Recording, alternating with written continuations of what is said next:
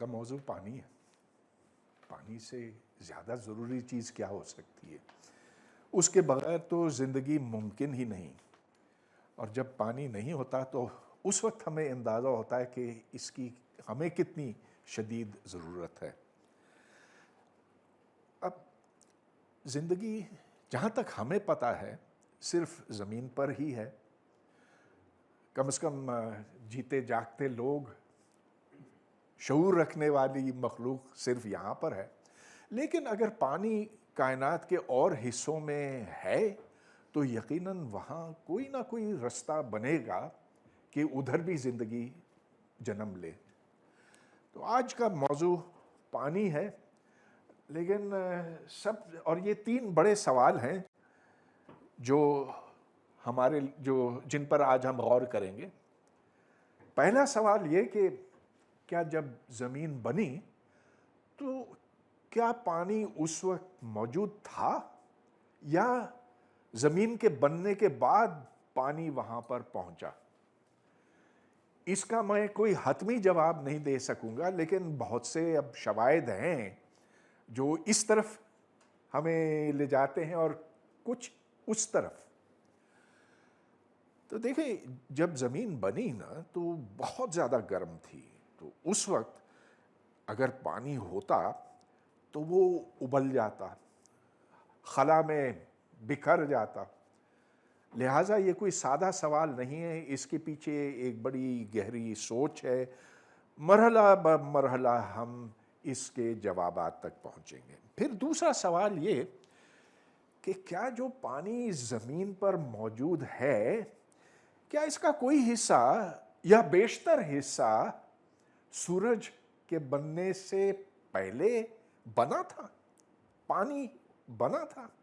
آپ کو پتہ ہے کہ بگ بینگ کے نتیجے میں عناصر بنے تھے، لیکن عناصر سے پانی تک پہنچنا یہ ایک بڑا لمبا پیچیدہ رستہ ہے. تو یہ سوال کہ کیا از water on earth older than دا سن، یہ بھی ایک بڑی دلچسپ بات ہے. اور اس کے لیے ہمیں ایک بڑی جامع تصویر بنانی پڑے گی کہ نظام شمسی کیسے بنا، سورج اور جو سیارے ہیں جو نظام شمسی کے ہیں وہ کس طرح سے وجود میں آئے. اس کے پیچھے جو بڑا پکچر ہے، جو تناظر ہے، اس پر وہ بھی ہمیں اپنے سامنے رکھنا ہوگا اس سے پہلے کہ ہم اس کی طرف آ سکیں. اور پھر جیسا کہ میں نے پہلے ذکر کیا کہ اگر کائنات کے دوسرے حصوں میں پانی موجود ہے تو پھر یہ رستہ کھولتا ہے ادھر زندگی کے وجود کے لیے کہ اگر پانی وہاں پر ہے تو دوسرے عناصر تو ہو ہی جاتے ہیں، کیا ان سے پھر زندگی بن سکتی ہے یا بنی ہے؟ یہ بھی ہمیں نہیں پتا کہ بنی ہے کہ نہیں. یہ 3 سوالات ہیں. لیکن اس سے پہلے مجھے تھوڑا سا شور لگانا ہے. تو میں ایک یوٹیوب انٹرنیٹ سے میں نے ایک چھوٹا سا کلپ نکالا کہ پانی کے ساتھ کیسے کھیل کود ہو سکتا ہے خلا میں. تو ذرا وہ دکھائیے.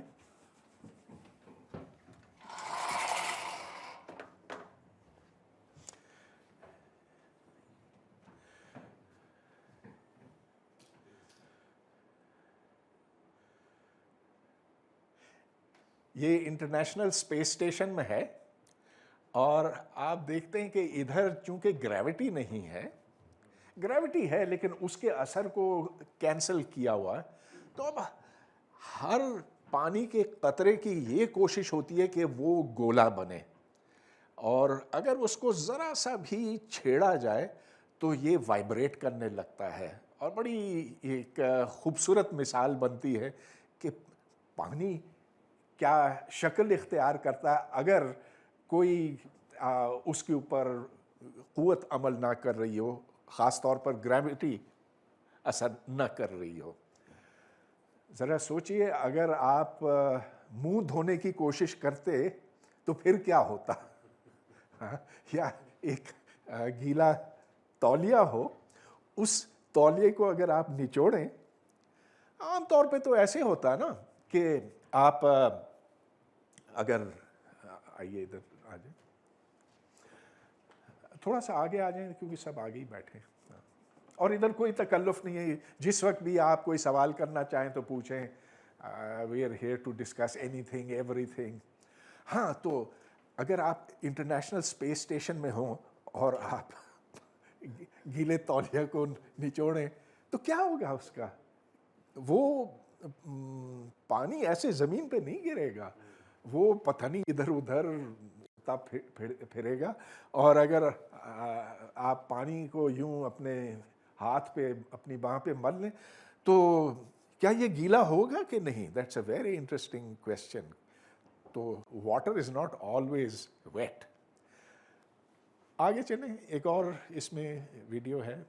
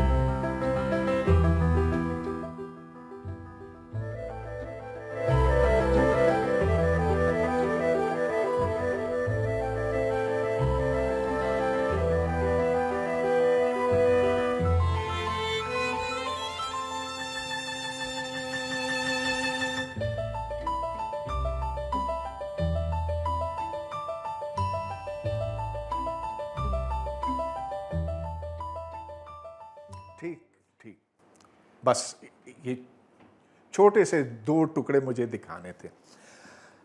تو یہ جو دوسرا آپ نے دیکھا جو چاند سے متعلق ہے، اب ہمیں یہ پتا تھا پہلے، مطلب یہ کہ 20-30 سال پہلے یہ پتا تھا کہ چاند پر پانی ہے، مگر وہ صرف نارتھ پول اور ساؤتھ پول پر، شمالی اور جنوبی قطب پر موجود ہے۔ اور وہ یوں پتہ چلا کہ ادھر جب اسپیس کرافٹ بھیجا گیا اس کو ٹکرایا گیا نارتھ پول کے اوپر، جس سے دھواں اوپر اٹھا، جو ملبہ ہے وہ اوپر اٹھا، اور اس کو پھر زمین سے دیکھا گیا دوربین کے ذریعے سے، اور اس کو وہ روشنی اسپیکٹروسکوپ میں سے گزاری گئی، اور اس کو دیکھ کر پھر ہمیں یہ پتہ چلا کہ یہاں پر پانی ہے، مگر وہ صرف ادھر تھا۔ اب یہ جو آبزرویشن ہوئی ہے یہ زیادہ دلچسپ ہے۔ یہ ہمیں پتہ چل رہا ہے کہ چاند پر کہیں کہیں اس کی سطح کے اوپر پانی موجود ہے۔ اچھا، اب جو بڑے سوالات ہیں ان کی طرف میں آنے والا ہوں کہ یہ شروع میں کیا پانی زمین پر موجود تھا کہ نہیں۔ تو اس کے لیے ہمیں نظام شمسی کے بننے کے بارے میں کچھ جاننا ہوگا، اور وہ جاننے کے لیے ہمیں بہت پیچھے چلنا پڑے گا۔ کتنا پیچھے؟ کائنات کی ابتدا پہ۔ تو ہم چلتے ہیں 13.7 ارب سال، 13.7 بلین سال پہلے، جب ایک بڑے دھماکے کے نتیجے میں، جس کو ہم بگ بینگ کہتے ہیں، ہماری کائنات وجود میں آئی۔ تو اس وقت اس کے کچھ سیکنڈز کے بعد، بننے کے بعد، صرف ہائیڈروجن اور ہیلیم تھی، اور ہائیڈروجن کا دھواں یوں بادلوں کی صورت میں پھیلتا چلا گیا۔ جب یہ بادل پھیلے تو ادھر ادھر بکھرے ہوئے تھے، بہت بڑی کائنات ہے، بکھرے ہوئے تھے الگ الگ جگہوں پر۔ وقت کے ساتھ ساتھ یہ بادل جڑنے لگے، کیونکہ گریوٹی ہے، کشش ثقل جسے ہم کہتے ہیں گریوٹی میں یہ ہے کہ ہر مادے کا ٹکڑا ہر دوسرے مادے کے ٹکڑے کو اپنی طرف کھینچتا ہے. تو جب یہ دھواں ہوتا ہے اس طرح کا تو یہ سکڑنے لگتا ہے. جیسے جیسے یہ سکڑتا ہے تو ویسے ویسے اس کی جو گریویٹیشنل پوٹینشیل انرجی ہے, جو زور ہے گریوٹی کا, وہ ان ذروں کو نزدیک کرتا ہے, ان میں حرکت تیز ہو جاتی ہے. تیز حرکت کا مطلب ہے گرمی پیدا ہوتی ہے, اور یہ ہائیڈروجن کے ایٹم یہ چھلے ہوئے ہوتے ہیں, چھل جاتے ہیں, جو ان کا الیکٹران ہوتا ہے وہ الگ ہو جاتا. پھر پروٹون پروٹون کے ساتھ ٹکرانے لگتے ہیں, اور جب پروٹون پروٹون کے ساتھ بہت زور سے ٹکراتے ہیں تو ایک نیوکلیائی عمل شروع ہوتا ہے جس کو فیوژن کہتے ہیں. اور فیوژن کے نتیجے میں ڈھیر ساری ریڈیشن توانائی نکلتی ہے, اور یوں ایک ستارہ جنم لیتا ہے. اب ایک میں یہ بتاؤں کہ سارے ستارے مر تو جاتے ہیں, لیکن کچھ ستارے جو بہت بڑے ہوتے ہیں, بڑے سے مطلب یہ کہ ہمارا سورج جو ہے وہ ایک پدلا سا ہے, بڑا چھوٹا سا ہے, بیچارہ ننھا سا ہے, اٹس 1 سولر میس 1 یونٹ ہے. لیکن جو اس سے 10 گنا 20 گنا 50 گنا 100 گنا زیادہ بڑے سورج ہوتے ہیں, وہ جب اپنی ہائیڈروجن خرچ کر لیتے ہیں تو پھر وہ دیکھیں یہ تو پروٹون پروٹون کے جڑنے سے نا توانائی نکلی, پھر وہ ہیلیم اپنی کھانے لگتے ہیں. تو دس از اے سیکنڈ گریڈ فیول. جیسے سب سے اچھی غذا تو ہائیڈروجن ہوتی ہے, اس کے بعد ہیلیم, پھر lithium, beryllium, boron, carbon کھاتے کھاتے کھاتے absolutely the lowest value fuel is iron. لوہے کو کھایا نہیں جا سکتا, تو ستارہ اور ہر چیز کھا لیتا ہے, لوہا نہیں کھا سکتا. تو ہائیڈروجن ہیلیم اور زیادہ بھاری عناصر میں تبدیل ہوتے ہوتے اب وہ ستارہ, جو بڑے ستارے ہیں وہ غصے میں آ جاتے ہیں, وہ پھٹ جاتے ہیں, غصے سے پھٹ جاتے ہیں. ان کو سپر نووا کہتے ہیں. اس کی ضرورت نہیں ہے. وہ سپر نووا کہتے ہیں ہوتے ہیں, اور جب وہ پھٹتے ہیں تو ایسا عظیم دھماکہ ہوتا ہے کہ کائنات اس سے روشن ہو جاتی ہے. ہماری گیلیکسی جس کو ملکی وے کہتے ہیں, اس کے اندر ہر 300 سال کے بعد ایک ایسا دھماکہ دکھائی دیتا ہے, اور جو آخری ہوا تھا وہ 1982 میں ہوا تھا. سپر نووا 1982 کہتے ہیں اس کو, SN 1982. خیر وہ ستارہ پھٹ جاتا ہے. اب اس ستارے کے پھٹنے سے جو اس کے اندر ملبہ ہے وہ پھر پھیلتا ہے, اور پھیلتے پھیلتے وہ کائنات وہ اسی ظاہر کے اسی کہکشاں کے اندر رہتے ہوئے وہ بکھر جاتا.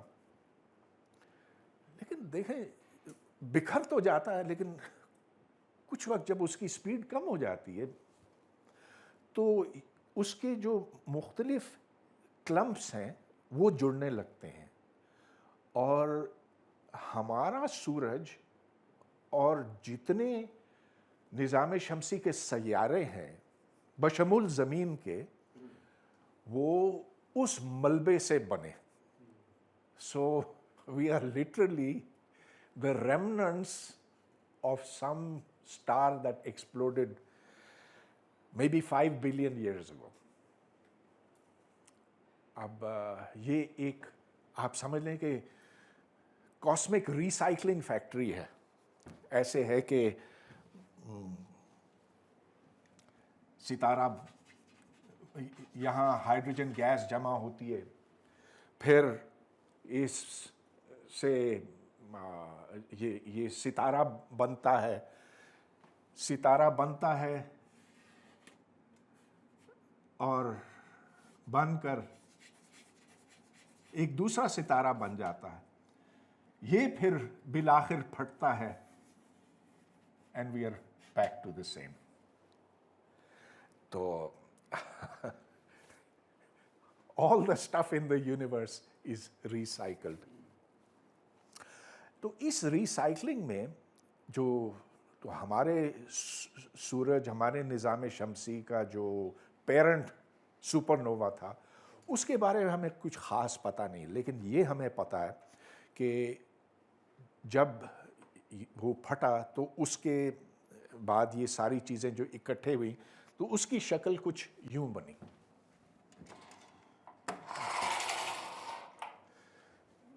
اب وہ نہیں اب وہ پاور پوائنٹ لگا.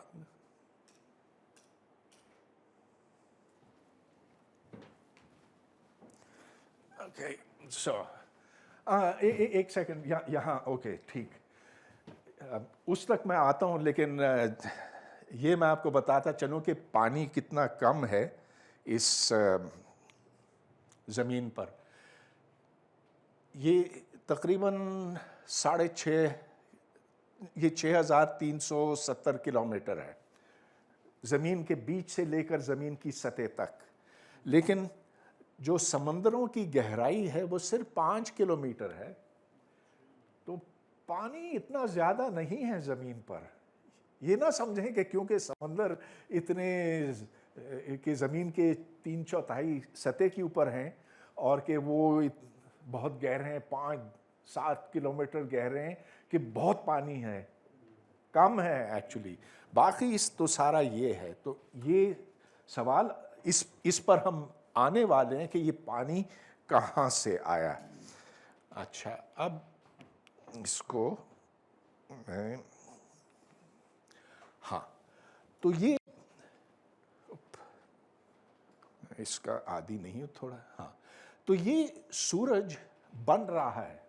یہ ایک ظاہر ہے کہ آرٹسٹ کریشن ہے. کوئی اس وقت تھا نہیں جو کوئی تصویر لے سکتا. آج البتہ ہم ایسی تصویریں اتار سکتے ہیں کیونکہ کچھ ستارے بن رہے ہیں اور ان کی شکل اس طرح کی ہے جو ہبل ٹیلیسکوپ کے ساتھ ہم دور دور تک دیکھ سکتے ہیں. تو وہ ستارے جو بننے کے عمل میں ہیں، میرا مطلب یہ کہ جو 1 ارب سال پہلے بن گئے تھے لیکن جن کی روشنی ہم تک اب پہنچی ہے، یعنی کہ ہم ماضی کو ہی دیکھ سکتے ہیں، مستقبل کو نہیں، حال کو نہیں دیکھ سکتے. وہ روشنی جو 1 ارب سال پہلے چلی تھی وہ اب ہمارے پاس پہنچی ہے. تو اس طرح کی تصویر بنتی ہے کہ بیچ میں یہ ایک ہائی ڈینسٹی ہے ہائیڈروجن کی، اس کے گرد یہ ملبہ ہے اور یہ گھوم رہا ہے. جب کوئی ستارہ پھٹتا ہے تو اس کا ایک حصہ اس طرف جائے گا تو دوسرا حصہ دوسری طرف جائے گا، اور اسی لیے اس میں ایک گھماؤ ہے جس کو ہم اینگولر مومنٹم بھی کہہ سکتے ہیں. تو ہمارا سورج جب بنا تو یہ سارا ملبہ یوں گھوم رہا تھا مرکز کے گرد. اس کی دلیل یہ ہے کہ آج جتنے بھی پلینٹس ہیں وہ سارے ایک ہی طرف گھومتے ہیں. ایسے نہیں کہ ایک یوں گھومتا ہے اور دوسرا یوں گھومتا ہے. They are all going around in the same direction. اور اس سے بھی زیادہ مزے کی بات، یہ یوں جو اسپن کرتے ہیں، روٹیشنل ایکسس کے گرد گھومتے ہیں، وہ بھی اسی سمت میں ہے. تو یہ اس بات کی دلیل ہے کہ جب یہ ملبہ اس پیرنٹ سپر نووا سے نکلا تو وہ یوں گھومتا چلا جا رہا تھا. اچھا، اب آپ یہ پوچھ سکتے ہیں کہ بھائی یہ کیا ہے؟ یہ تو تقریباً برابر بکھرا ہوا ہے. دوسرے یہ چپٹا ہے. چپٹا کیوں ہے؟ اور اس کی وجہ یہ ہے کہ اگر آپ کوئی سا بھی، چلیے فرض کیجئے کہ یہ شروع میں ایک گولا تھا، گیس کا گولا. گیس کا گولا جب گھومتا ہے، اچھا، اس میں سینٹریفیوگل فورسز ہوتی ہیں اور کیا، اس میں گریویٹیشنل فورس. तो जो ग्रेविटेशनल फोर्स है वो इसको यूं अपनी तरफ, जो ऊपर वाला हिस्सा है उसको नीचे वाले हिस्से के साथ यूं जोड़ने की कोशिश करती है. There is attraction. तो ये यूं चपटा होता जाएगा वक्त के साथ साथ, लेकिन जो बाहर वाला हिस्सा है उस पर सेंट्रीफ्यूगल फोर्स अमल करेगी, लिहाजा ये एक डिस्क बन जाएगा. अच्छा, अब इस डिस्क में कहीं पर डेंसिटी ज़्यादा है, कहीं पर कम है. जहाँ पर डेंसिटी ज़्यादा है, बहुत सारा मादा जमा हुआ है. जितना ज़्यादा मादा जमा हुआ होगा किसी जगह पे, तो दूसरा मादा उसकी तरफ आने की कोशिश करेगा. नतीजा ये कि जो मादा है वो फिर गोलों में जमा होता चला जाएगा और वो सारे गोले घूम रहे होंगे. ये फिजिक्स का कानून है, कंजर्वेशन ऑफ एंगुलर मोमेंटम कहते हैं. तो जितना एंगुलर मोमेंटम शुरू में था उतना ही बाद में, तो घुमाव में कमी नहीं आएगी, अलबत्ता इसकी जो शक्ल सूरत है वो बदलती चली जाएगी. अब सोलर सिस्टम जिस तरह से बना, देखें उसका उसमें यह कि एक तो हल्के किस्म के सैयारे हैं जिसमें मरकरी, वीनस, अर्थ और मार्स है, और दूसरे जो गैस के प्लैनेट्स हैं तो उसमें जुपिटर, यूरेनस, आगे भी है. प्लूटो अलबत्ता नहीं है, प्लूटो को हमने वैसे ही निकाल दिया, आपको पता होगा. It has been demoted from being a planet to something else. हैं? हाँ यस. एक सेकंड, माइक आ जाए आपके पास.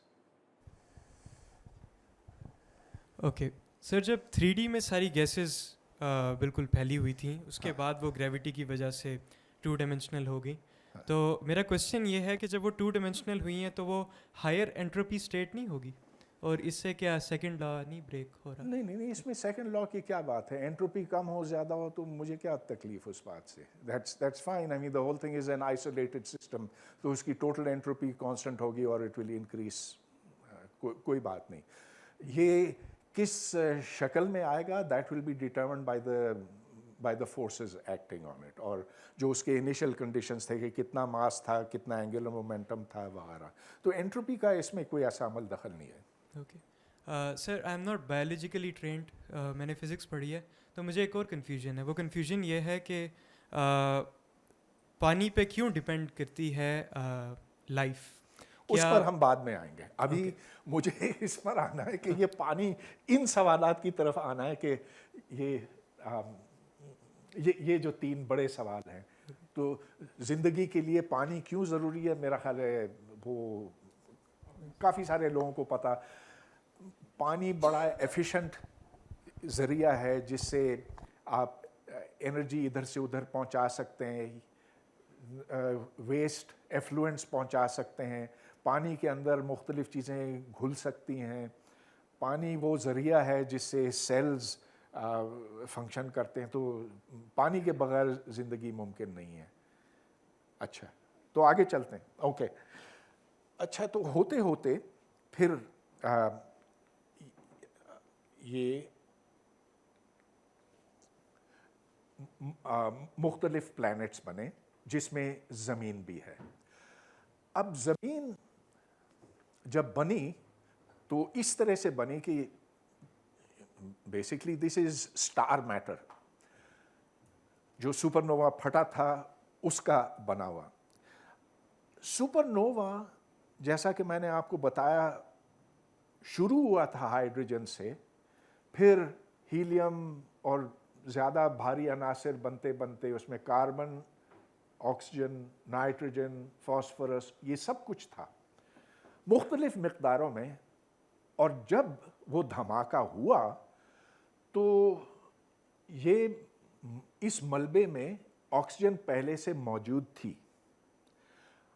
ऑक्सीजन भी थी, हाइड्रोजन भी थी. जब ज़मीन बनी तो کچھ ہی وقت کے بعد جو اس کا خول ہے، کچھ وقت سے میرا مطلب کوئی 10-20 ملین سال کے بعد اس کا ایک خول بننے لگا. لیکن اس وقت گرمی اتنی زیادہ تھی کہ اگر پانی ہوتا بھی تو یہ، اگر یہاں پر پانی ہوتا بھی تو وہ سورج کی گرمی سے اڑ جاتا، ایویپریٹ ہو جاتا. لہٰذا یہ تو اس وقت کی شکل ہے. ہم یہ جاننا چاہیں گے کہ یہ کیسے ممکن ہو سکا. اچھا، اب اس کو یس اچھا اوکے لیٹ می. تو زمین جیسے جیسے ٹھنڈی ہوئی تو اس کے اندر جو بھاری مٹیریل تھا وہ نیچے کی طرف چلا گیا، جو ہلکا تھا وہ اوپر تیرنے لگا. اب جو اس میں راکس تھے، راکس جن کے اندر پانی تھا، وہ سب نیچے چلا گیا. اور پکچر ہماری یہ بن رہی ہے کہ جب اوپر کا حصہ جو خول منجمد ہو گیا، فریز ہو گیا، تو اس وقت نیچے جو ہلچل مچی ہوئی تھی، گرمی تھی، اس گرمی کی وجہ سے کوئی نکاس کا رستہ چاہیے تھا. اس گرمی کا نکاس اور نیچے جو جمع ہوئی گیسیں تھیں ان کے نکاس آتش فشاں یعنی کہ والکینوز کے ذریعے سے ہوا. تو جو ابتدائی زمین تھی، میں کنونشنل پکچر کی بات کر رہا ہوں، جو شروع کی زمین تھی اس میں سے آتش فشاں میں سے جو گیسیں نکلیں ان گیسوں میں واٹر ویپر بھی تھا.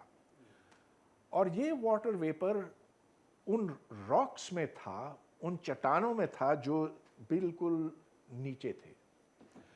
اس کا ہمیں یوں پتہ چلتا ہے کہ اب بھی ہم اگر کوئی 30-40 میل نیچے کے پتھر دیکھتے تو ان راکس جب مثلا زلزلہ ہوتا ہے، سبڈکشن ہوتا ہے، تو جو نیچے کے پتھر ہیں، نیچے کی چٹانیں وہ اوپر آ جاتی ہیں. ان چٹانوں کو دیکھ کر ہم دیکھ سکتے ہیں کہ ان کے اندر کیا پانی ہے کہ نہیں.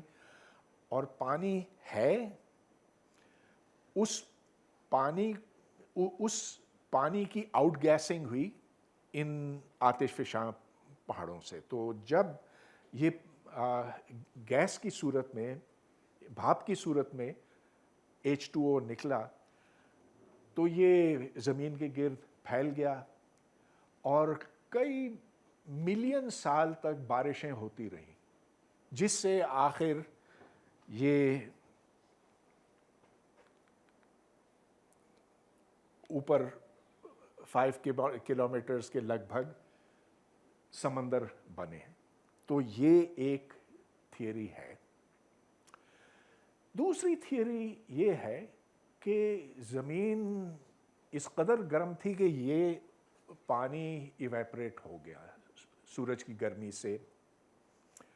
اور اصل میں یہ کہ پانی آؤٹر سپیس سے زمین تک پہنچا. اور دو صورتیں ہو سکتی ہیں اس کی. ایک تو یہ کہ کومیٹس کے اوپر آئے اور دوسرے یہ کہ یہ ایسٹرائڈز پر آئے. تو میں اب اس کی طرف آتا ہوں.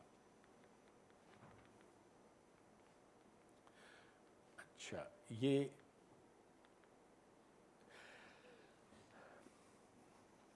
ایک تصویر ہے ایسٹرائڈ کی جو زمین کے ساتھ ٹکرا رہا ہے. اور یہ ایک بہت بڑا ایسٹرائڈ ہے.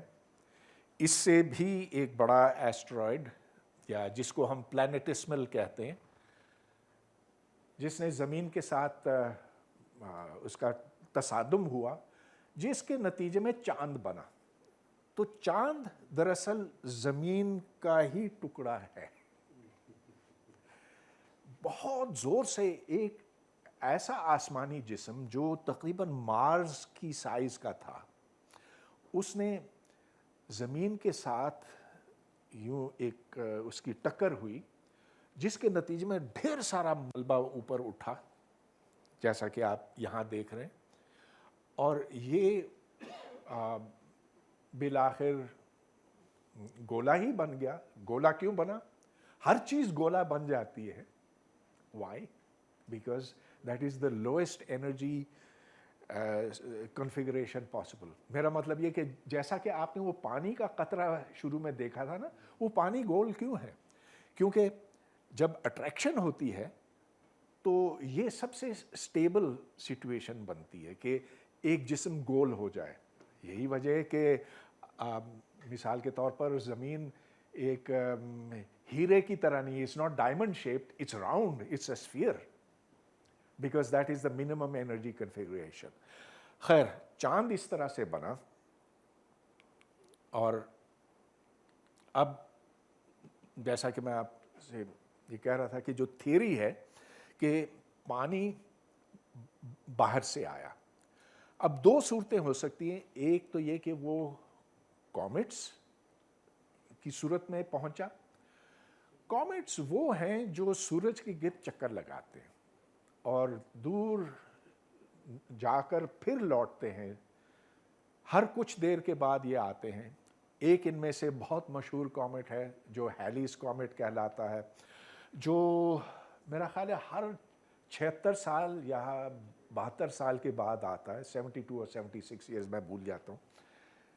ये एक ज़माने में बहुत खौफ से देखा जाता था कि जब भी ये कॉमेट आता ना, इसकी ऐसी दुम है तो ये कोई बदशगुन है, कोई नहुसत इसके साथ जुड़ी हुई है कि, और लोग कांपते थे इसको देखकर कि ये कोई ऊपर से खौफनाक चीज़ आ रही है, इससे सल्तनतों का ज़वाल होगा, इससे ज़लज़ले आएंगे, इससे बीमारियां फैलेंगी, वबाएं आएंगी, ये होगा वो होगा। और फिर बड़ी कुर्बानियां देते थे, बकरे काटते थे, हर चीज़ अब भी काटने वाले। तो हैलीज कॉमेट को सबसे पहले न्यूटन ने समझा। असल में हैली, ये 400 साल अभी की बात है, 400 साल पहले की बात है। हैली इस कॉमेट को देख रहा था और उसे बहुत बारीक बीनी से इसको देखा। फिर ये न्यूटन के पास गया, उसने कहा न्यूटन मियाँ, सुना है कि आप बहुत बड़े साइंसदान हैं, आप मुझे बताएं कि ये क्यों आता है इस तरह से, और क्या ये आएगा वापस कि नहीं। क्या पता था उस ज़माने में कि आएगा कि नहीं। न्यूटन ने कैलकुलेशन की और ये उसने प्रिडिक्ट कर दिया कि ये 76 साल के बाद वापस आएगा। फिर बाद में किसी ने कहा कि न्यूटन साहब ज़रा बताइए आपने कैलकुलेशन कैसे की? तो उसने कहा ओहो वो कागज़ का टुकड़ा मैंने फेंक दिया था। तो फिर उसको नए सिरे से करना पड़ा। He got the same result. Anyway, तो हैलीज कॉमेट को अब हम उस वक्त के बाद से कोई 5-6 बार देख चुके हैं 400 साल में ना। और अब जो हबल स्पेस टेलीस्कोप है उसने इसकी दुम को, ये जो यहाँ पर है, इसको बहुत अच्छी तरह से स्टडी किया। होता यह है कि एक कॉमेट जब सूरज के पास से गुजरता है तो सूरज की गर्मी से वो कॉमेट गर्म हो जाता है, और इससे हमें ये पता चलता है कि उसके अंदर वो किस चीज़ का बना हुआ है। देखें, जब आप नमक जलते हुए चूल्हे में छिड़कते हैं तो देखा कि कैसे उसका रंग यकायक बदल जाता है। अगर आप पोटेशियम क्लोराइड बजाय सोडियम क्लोराइड फेंकने के उस चूल्हे पे यूं छिड़कें तो वो तरह तरह के रंग दिखाएगा आपको। तो उन रंगों को देखकर हम ये जान सकते हैं कि इस कॉमेट में क्या है। पता ये चला कि ये बर्फ का है। वो बर्फ पिघलती है सूरज की गर्मी से, मगर ये बर्फ पानी की बर्फ नहीं है। ये बर्फ है कार्बन डाइऑक्साइड की, ड्राई आइस। बहुत से कॉमेट्स को देखा गया, लेकिन कॉमेट्स में इक्का दुक्का में कुछ पानी मिला है, बाकियों में dry ice, carbon solid ice, carbon ice, dioxide ice. تو یہ ذریعہ نہیں ہو سکتا. البتہ ایسٹرائڈز میں اس کی طرف دیکھا جا سکتا. اب ادھر میں تھوڑا سا یہ بتاؤں کہ جب شروع میں وہ ملبہ سپر نووا کا پھیلا تو اس کے کچھ اس ملبے کے کچھ بڑے جسم بنے جو پھر سیارے بنے، جس میں مرکیوری، وینس، ارتھ، مارس اور آگے تک ہے. لیکن کچھ ملبہ ویسے ہی رہا اور یہ ایسٹرائڈز کہلاتے ہیں. تو ایسٹرائڈ اتنا بھی ہو سکتا ہے، 1 میل لمبا بھی ہو سکتا ہے، 10-20 کلومیٹر تک کا ہو سکتا ہے. اور یہ پتھر ہیں جو گھومتے ہیں اس سورج کے گرد. اور دیکھیں یہاں سورج ہے، ادھر ہم ہیں، مارس ہے، مارس سے آگے یہ ایسٹرائڈز گھومتے ہیں. اچھا، شروع کے زمانے میں یعنی کہ زمین جب بنی 4.5 ارب سال پہلے، تو اس وقت بہت ایسٹرائڈز ہوتے تھے. اب کم ہو گئے کیونکہ جن کو زمین کے ساتھ ٹکرانا تھا وہ ٹکرا گئے، باقی ادھر رہ گئے، دوسرے پلینٹ سے بھی یہ ٹکراتے رہے. اچھا، اب یہ سوال پیدا ہوتا ہے کہ کیا پانی ان ایسٹرائڈز پر ہے کہ نہیں؟ سب سے اچھا طریقہ تو یہ ہو سکتا ہے کہ کیا ہو سکتا، بتائیے، ادھر جا کے دیکھو. Right, what could be simpler than that؟ تو چلو ایک چھوٹی سی مووی دیکھتے ہیں ایسٹرائڈز کے نام سے.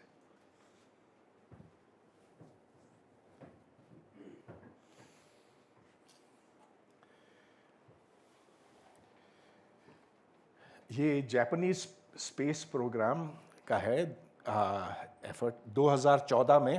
Hiroshima Space Center while aboard the H-2A rocket. Its mission?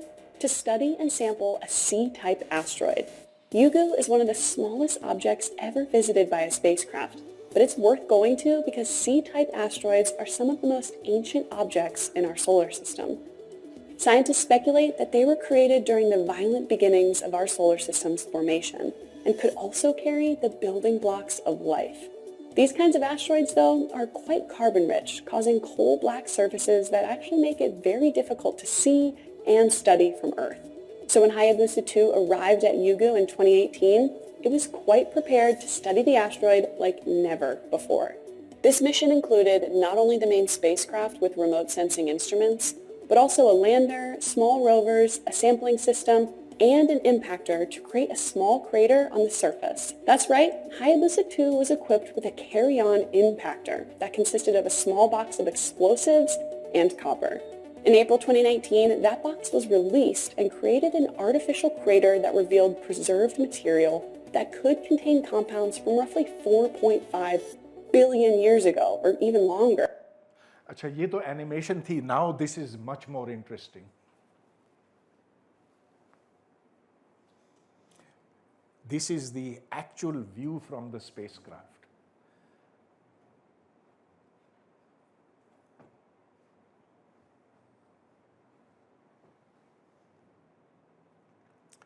Video created from images captured with the Hayabusa's camera at intervals, short intervals.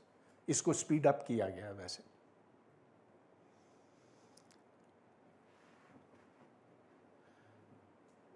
اس کا اپنا سایہ آپ دیکھ رہے ہیں. اب اس نے دھماکہ کیا، ملبہ اوپر اٹھا، اس ملبے کو یہ پکڑ رہا ہے، پکڑ کے اپنے اندر رکھے گا اور پھر جب ایسٹرائڈ سے دور ہو جائے گا تو یہ زمین کی طرف بھیجے گا.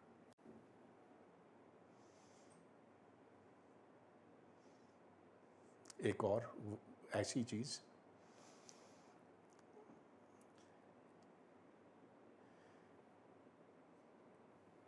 یہ صرف کوئی 2 کلومیٹر کا ایسٹرائڈ ہے. بہت کمال کی بات ہے کہ اس کے نزدیک اتنا یہ پہنچ سکا. اب اس سے یہ پکڑ کے ملبہ جمع کر رہا ہے. This is in the asteroid belt or closer, like it's orbiting really closer? I don't know exactly where it is, but it took 5 years to get there. Well, 5 years to get there and back, کیونکہ 2014 کا launch ہے اور 2019 میں یہ Japan دوبارہ پہنچا اور 2020 میں اس کو analyse In 2014, the spacecraft launched. Okay good. تو دیکھیں کیا کمال کی چیز ہے کہ آپ اچھا ایک جو یورپین اسپیس ایجنسی ہے انہوں نے تو ایک مشن بھیجا جو ایک ایسٹرائڈ پر لینڈ کیا. It landed on the asteroid اور پھر اس سے کھرچ کر مادہ زمین تک پہنچایا. تو اب ہماری رسائی ایسٹرائڈس تک ہو سکی ہے اور یہ آپ جانیں کہ جو اگلی مائننگ ہوگی نا وہ زمین کی نہیں ہوگی, وہ ادھر کی ہوگی, ایسٹرائڈس کی مائننگ ہوگی, اس لیے کہ اس کے اندر پلیٹینم, گولڈ اور بڑے قیمتی قسم کے عناصر موجود ہیں. اور وہ بس مسئلہ یہ ہے کہ آپ کو جب اتنی دور جانا ہوتا تو خرچہ بہت کرنا پڑتا. کیا اس میں تو اب میں اصل میں اس سوال پہ دوبارہ لوٹتا ہوں, کیا اس ایسٹرائڈ سے ہمیں یہ پتہ چلا کہ اس کے اوپر پانی ہے یا نہیں ہے؟ آنسر از کہ تھوڑا سا پانی ملا, زیادہ نہیں, تھوڑا سا ملا. اب جو دوسرے ایسٹرائڈز ہیں امید یہ ہے کہ ان کے اوپر زیادہ پانی ہوگا. اب پانی کیوں یہ امید کی جا سکتی ہے؟ اس لیے کہ آج ہم یہ جانتے ہیں کہ چاند پر پانی ہے, جو میں نے آپ کو شروع میں بتایا, پولز پر ہے, شمالی جنوبی قطب پر ہے, مریخ پر ہے, مارس پہ پانی موجود ہے. پہلے شاید بہت سارا پانی تھا لیکن مسئلہ یہ ہوا کہ سورج کی گرمی سے وہ اڑ گیا. اب ایسے ہوتا ہے کہ جب کوئی سی بھی گیس آپ گرم کرتے ہیں تو وہ ایٹمز اس کے حرکت تیزی سے کرتے ہیں, اور جب کافی گرم کرتے ہیں تو وہ گریوٹی سے نکل کر باہر چلے جاتے ہیں. جیسا کہ اگر اس کو میں کافی زور سے پھینکوں تو یہ زمین کی کشش سے نکل کر آگے کہیں چلا جائے گا. لہٰذا یہ بہت کم پلینٹس ہیں, جو چھوٹے پلینٹس ہیں جو اس کو پکڑ سکتے ہیں, گیس کو پکڑ سکتے ہیں. تو مارس پر پانی تھا, اور وہ اس یوں بھی ہمیں پتہ چلتا ہے کہ ادھر ہمیں دریا دکھائی دیتے ہیں جو خشک ہو چکے ہیں. اب یہ ہو سکتا ہے کہ کسی زمانے میں اس پر ایٹماسفیئر تھا لیکن وہ ایٹماسفیئر کیونکہ چلا گیا لہٰذا اس کے ساتھ پانی بھی ختم ہو گیا, ماں سوائے اس پانی کے جو منجمد حالت میں ہے, اور اسی لیے نارتھ ساؤتھ پول پر آپ کو مارس میں یہ پانی ملے گا.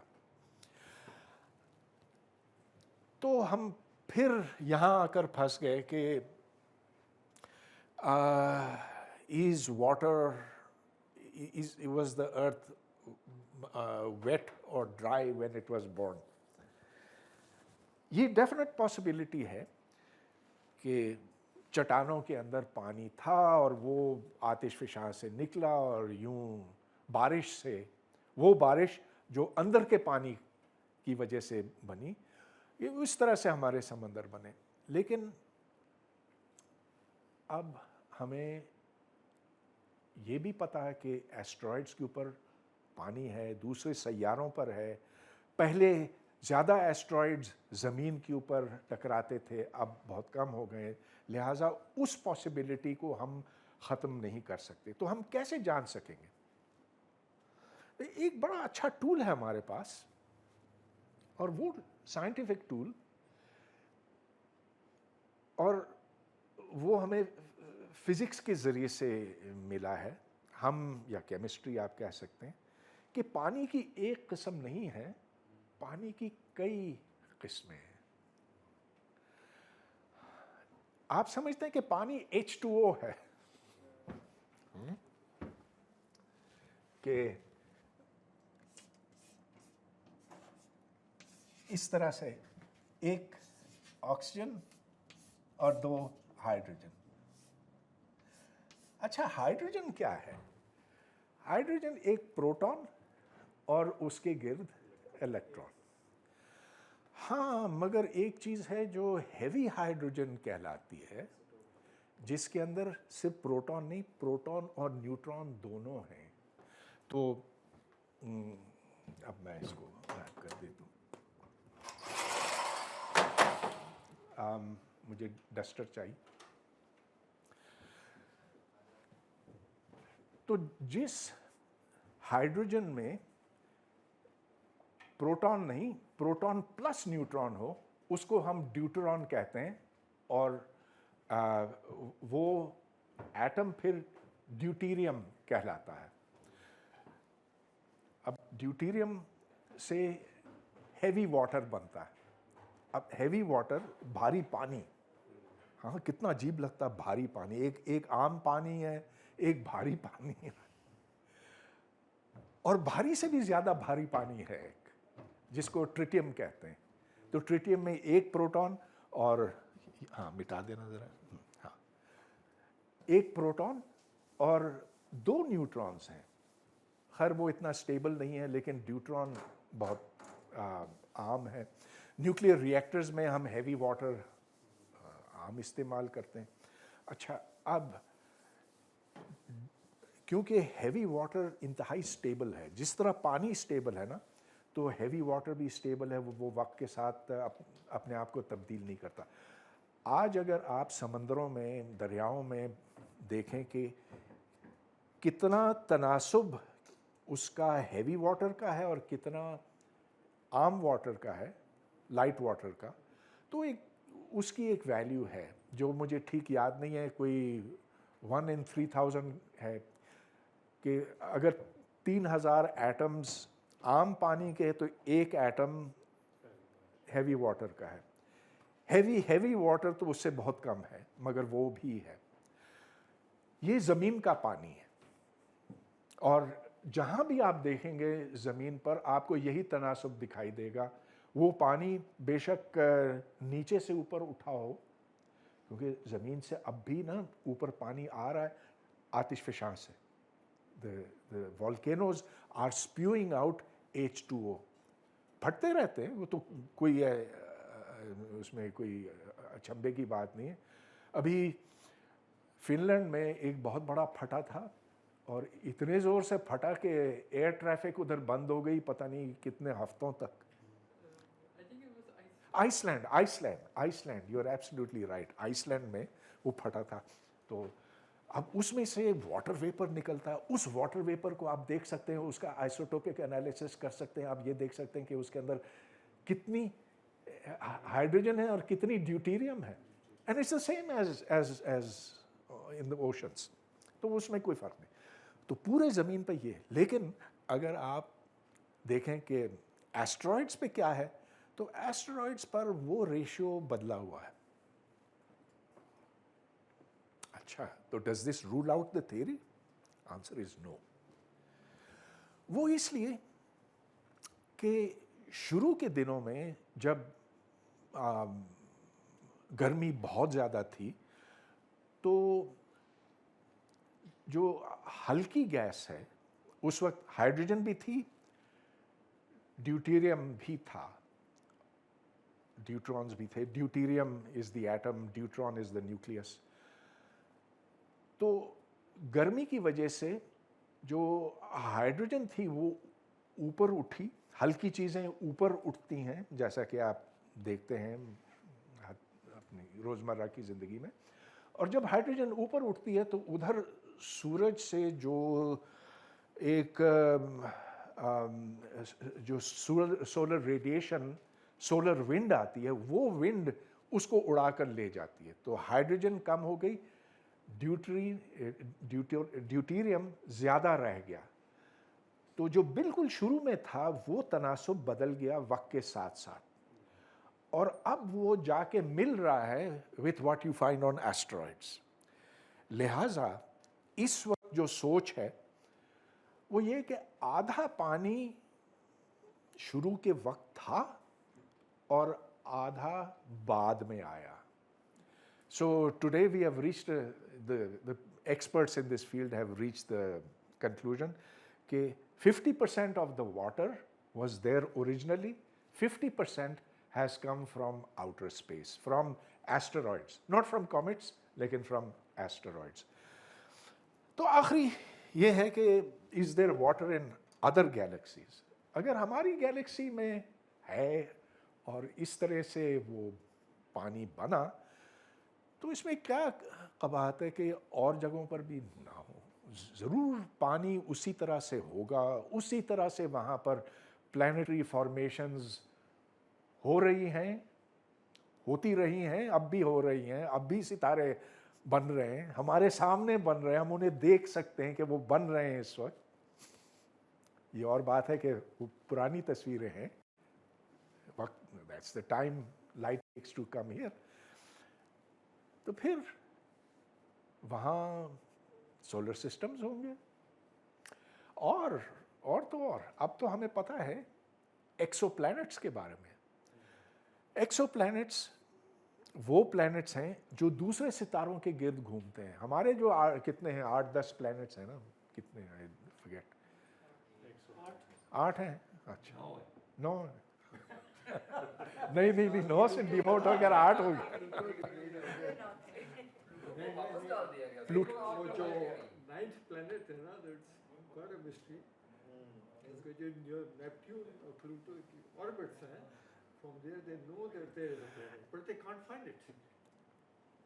I thought you were going to say something else, کہ پلوٹو دیکھیں یہ سارے گیلیکٹک پلین میں ہیں, سوری اس سولر سسٹم کے پلین میں ہیں, لیکن پلوٹو اس کے آربٹ میں نہیں ہے, وہ ترچھا ہے, مگر نیپٹیون کی جو جس کا مطلب یہ کہ اسی وقت یہ نہیں بنا, جس کا It's like a Planet X thing.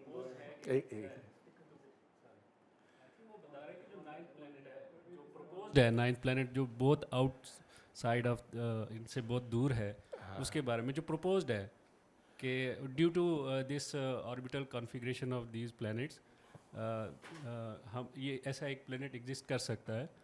وہ پروپوزل ہے, ان ہائپوتھیسز ہے, بٹ ابھی ڈسکور نہیں ہوا. I think he is talking about that ninth planet. ہاں میں نے بھی کچھ پڑھا ہے اس کے بارے میں, لیکن میں زیادہ کچھ جانتا نہیں. اس ڈیفینیٹلی وہاں یہ ہے کہ کیونکہ پلانٹس کے آربٹس میں کچھ ذرا سا فرق ہے, تو وہاں سے یہ اخذ کیا جا رہا ہے کہ کوئی پلانٹ جس کو ہم صرف اس کی گریویٹیشنل پل سے جان سکتے ہیں وہ موجود ہوگا. اچھا, ابھی سر ایلان مسک نے کہ پچھلے دنوں چل رہا تھا میڈیا پہ کہ اس نے یہ اناؤنسمنٹ کی ہے کہ جو مارس ہے اس پہ ہم ایک نیوکلیر ایکسپلوژن وہاں پہ ایک مینیج کریں گے, یعنی کہ ملٹیپل یعنی نیوکلیر ایکسپلوژنس. تو اس کا پرپز یہ ہے کہ وہاں پہ پانی کو بنایا جائے ٹو کریٹ دا واٹر. تو یہ نیوکلیر ایکسپلوژن سے کیسے, مطلب وہ تو ایک خبر تھی, تو ان ڈیپتھ تو ظاہر ہے وہ ساری انفارمیشن دیتے نہیں ہے جو اس کی اسپیس ایکس کمپنی ہے, لیکن یہ کوئی ہے وے فارورڈ کہ پانی کو کریٹ کیا جا سکے؟ نہیں, پانی کو آپ یوں کریٹ نہیں کر سکتے, البتہ شاید یہ نیچے کھودنے کا ایک طریقہ ہو. دیکھیں یہاں زمین پر پیسفل نیوکلیر ایکسپلوژنس کا ایک زمانے میں بڑا چرچا تھا. انڈیا نے جب دھماکہ کیا نا تب اس کو پیسفل نیوکلیر ایکسپلوژن کہا تھا. تو اس سے ڈیمز اور ارتھ موونگ ہو سکتی ہے. تو شاید یہ کہ ایلان مسک یہ پروپوز کر رہا ہے کہ کیونکہ مارس کے نیچے, اس کی سطح کے نیچے پانی منجمد حالت میں ہوگا, تو اس تک رسائی کے لیے یہ ایکسپلوژنس کیے جائے. آئی ڈونٹ نو, میں نے یہ لگ یہ رہا کہ یہی ہے پروپوزل. پانی نیوکلیر ایکسپلوژن کے نتیجے میں بن نہیں سکتا. مطلب وہ اگر ان ڈیپتھ مارس کی جو ارتھ کرسٹ ہے, اس کی جو کرسٹ ہے وہ ڈاؤن ڈیپ شاید اس کو بھی نکالنا چاہ رہے ہوں گے. ویسے اس کے پولز پر ہے Poles मार्स के पोल्स पर है, और इसीलिए ये उम्मीद बनती है कि किसी दिन हम मार्स को आबाद कर सकेंगे। नहीं सर, वो उसने तो 2025 में वहाँ पे लैंडिंग का वो सारा एक शेड्यूल दे दिया है, वो तो कॉलोनाइज करने के लिए millions of people around the world they have got the booking. Science fiction है। नहीं अभी तक नहीं, सर साइंस ये बात सही है कि इस सदी के आखिर तक कोई 100 लोग तो पहुंचे हुए होंगे। पहुँचे हुए हाँ, अच्छा, तो बस मैं अपनी बात यहाँ मुकम्मल करता हूँ कि अब इसमें कोई शक नहीं, एक्सोप्लैनेट्स बहुत से डिस्कवर हुए हैं। हाल में मैंने ये पढ़ा है, अब हर दूसरे रोज़ कोई नया एक्सोप्लैनेट डिस्कवर होता है, एक ऐसा सितारा डिस्कवर होता जो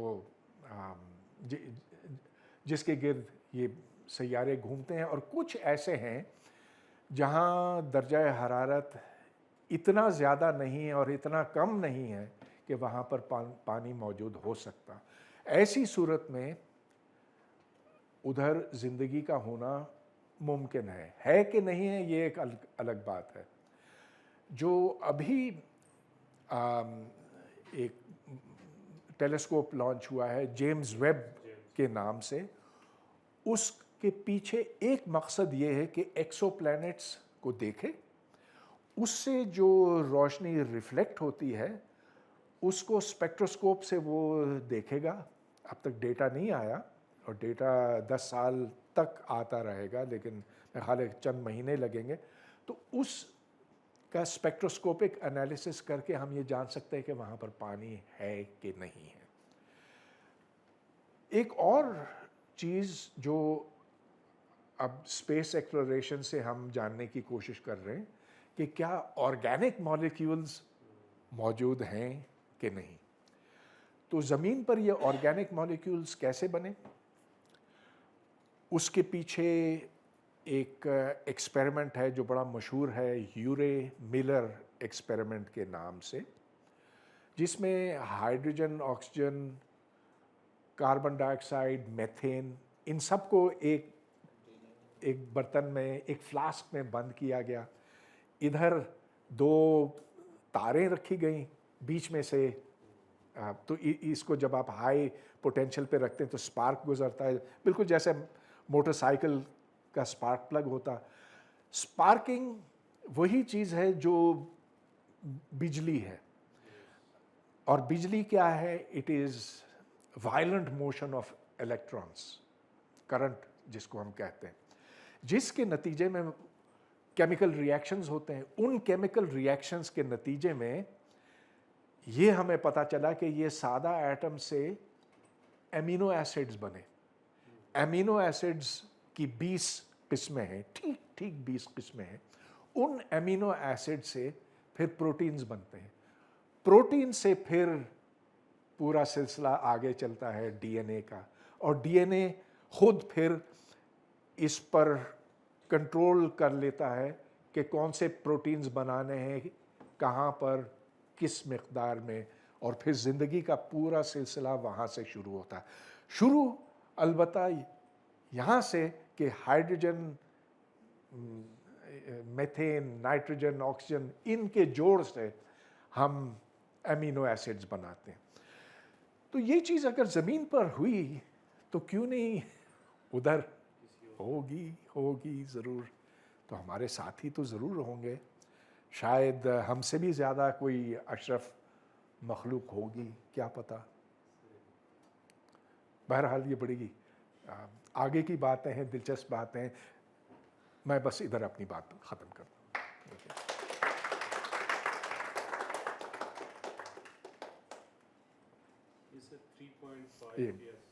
माइक जो आपने लास्ट में बात की है, तो ये तो फिर प्रोटीन का पैदा होना या किसी भी सिंगल सेलुलर ऑर्गेनिज्म का पैदा होना, तो फिर 3.5 बिलियन ऑनवर्ड आज तक हम ट्रैवल करके यहाँ तक पहुँचे हैं। मेरा ख्याल है जो साइंस या जो हमें डिस्कवरीज जो हमें बताती हैं, तो फिर किसी और प्लेनेट पे बिल्कुल वही प्री कंडीशंस होनी चाहिए जो यहाँ पे 3.7 या 5 बिलियन ईयर्स पहले थी। اسی طرح کا انوائرمنٹ ہوگا. مطلب اس میں ڈفرینٹ تھیوریز ہیں. کچھ کہتے ہیں کہ ایک سمندر کے نیچے ایک چٹان تھی, اس چٹان کے نیچے یہ ایک جو پروٹین یا سیلولر سنگل سیلولر جو ایک سیل جو کریٹ ہوا وہ اس وجہ سے ہوا کہ وہاں پہ کنڈیشنز کچھ ایسی تھیں کہ پانی تھا, آکسیجن تھی, ہائیڈروجن تھی, میتھین تھی, اور سن ریز یا in the shape of electricity spark جس کو آپ نے کہا. تو اس طرح کی کنڈیشنز پریسائزلی اسی طرح کی کنڈیشنز ہوں گی تو پھر کوئی پروبیبلٹی ہے, یا از دیر اینی ادر پاسبلٹی کہ وہ پری کنڈیشنز نہ بھی ہوں تو تب بھی یہ امینو ایسڈس بن سکتے ہیں؟ بہت مشکل سوال آپ نے کیا. میرا خیال ہے اس کا کوئی شاید جواب نہ دے سکے, لیکن جو ہمیں پتہ ہے زمین کی زندگی کے بارے میں وہ یہ کہ بالکل شروع میں پروکیریوٹس تھے جو کہ جن میں سیلز نہیں تھے, جن میں ڈی این اے نہیں تھا. اس کے کوئی تقریباً 1 بلین سال کے بعد یوکیریوٹس بنے اور پھر سنگل سیلولر آرگینزمز. اب آپ یہ پوچھ رہے ہیں کہ کیا ایگزیکٹلی یہی حالات ہونے چاہیے ادھر تاکہ ادھر جیسی زندگی ادھر پیدا ہو سکے, یا کہ زندگی کی کچھ اور شکلیں بھی موجود ہو سکتی ہیں.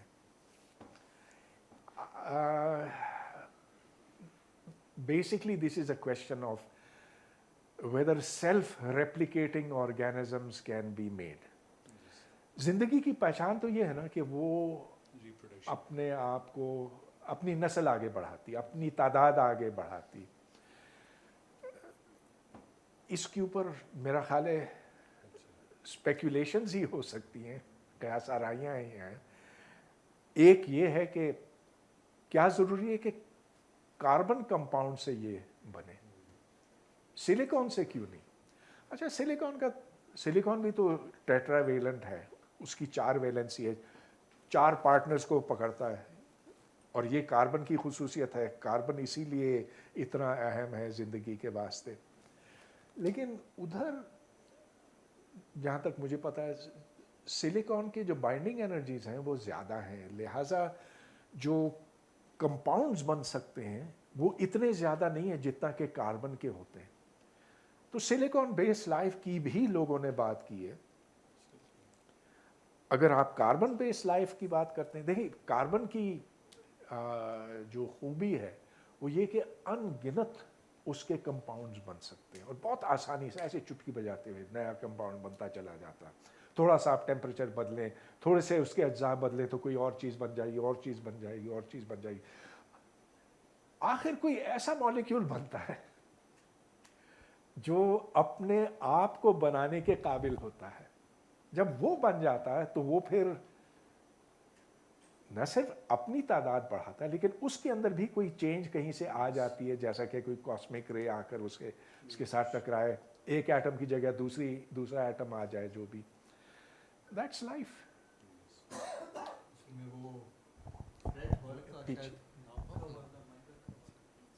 Mic is necessary.